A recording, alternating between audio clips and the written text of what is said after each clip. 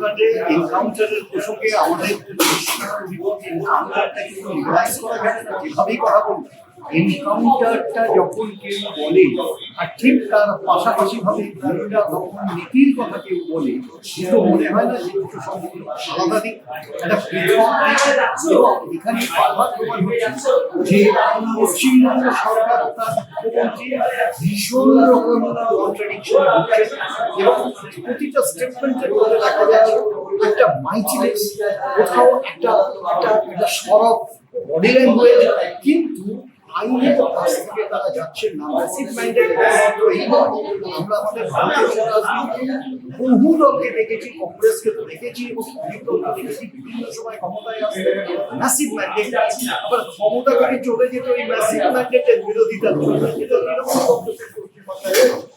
সুতরাং এর পরিপ্রেক্ষিতে দাঁড়িয়ে বারুইপুরের এনকাউন্টার প্রথমত এনকাউন্টারটা কোনোই লিগালাইজ হতে পারে না। কিভাবে হলো আইনে যে সন্দেহ সাধারণ মানুষের আছে সেটা আজকে প্রমাণ করতে হবে।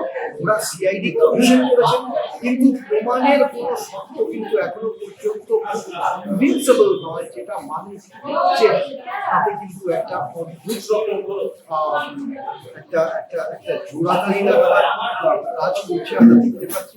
সুতরাং এনকাউন্টারের বিরোধিতা তো আমরা করি পশ্চিমবাংলার ভারতবর্ষের আইনগতভাবে, এবং এনকাউন্টার মানেই হচ্ছে কোনো মানুষকে বিচারের সুযোগ গ্রামের মানুষ যাকে পিটিয়ে মেরে ফেলেছে তার পরিবারকে মুখ্যমন্ত্রী আজকে একটা চাকরি এবং 25 লক্ষ টাকা দিলেন। তিনি মৃত্যু পাওয়ার আগেই ওই সরকারি যখন বিরোধী ছিলেন তখন তিনি বলতেন যে মমতা ব্যানার্জি মরে গেলেই টাকা দেবে, কিন্তু বর্তমান সরকারও তো সেই একই কাজ করছেন। কিন্তু একই কাজ করছেন, আরো বৃহত্তর ভাবে করছেন এবং আরো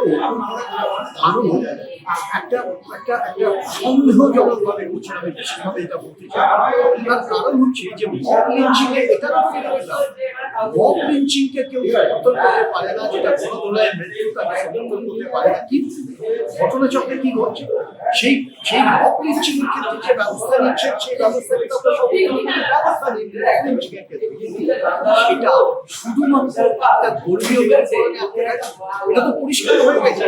আমরা বারবার যেটা বলছি যে আজকে মব লিঞ্চিং এর যদি ব্যবস্থা নিয়ে থাকেন তাহলে এনকাউন্টারের বিরুদ্ধে কারণ এটা ঠিক উল্টো দিকের ঘটনা। অর্থাৎ একদিকে পুলিশ তার রাইট আছে একজনকে এনকাউন্টার করে দেওয়া, আর উল্টো দিকে যেটা করেছে সেটা অন্যায়।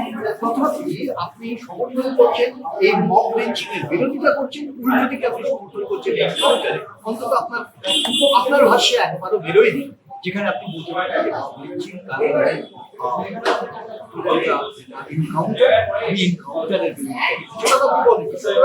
আপনি নিজেই একটা কন্ট্রাডিকশন তৈরি করছেন, যেটা প্রকাশ বর্তমানে যারা সরকার আছেন তারা বারবার হিন্দুদের সরকার হিন্দুদের ভোটে জিতেছে, কিন্তু আমরা দেখলাম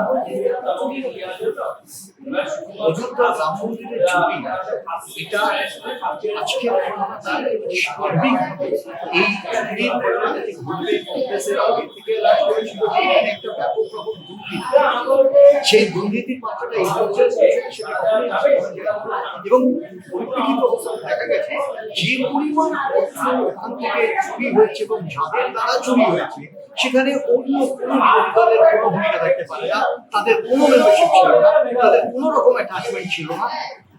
বরং যেটা দেখা গেছে বিশ্ব হিন্দু পরিষদ, আরএসএস, প্রধানমন্ত্রী এবং যেসব অফিসিয়ালরা রিক্রুটেড হয়েছে তারা কিন্তু এই চুরির সাথে যুক্ত। আমরা বারবার বলছি এই কিছুক্ষণ আগে আমাদের নেতা এখানে বলে গেলে আমরা সেই কথাটাই বলছি যে শুধু চুরি এখানে চুরির ক্ষেত্রে তদন্ত কমিশন না, এদের না প্রোটেস্ট করা যায়, না প্রোটেস্ট করে বোঝা উচিত কারণ প্রকাশ্যে এটা আরএসএস, বিশ্ব হিন্দু পরিষদ এবং সরকারি ব্যবস্থাপনায় এই চুরি হয়েছে। দায়বদ্ধতা প্রধানমন্ত্রী সহ সরকারের, আরএসএস এর এবং বিশ্ব হিন্দু পরিষদের দায়বদ্ধতাকে অস্বীকার করতে পারে।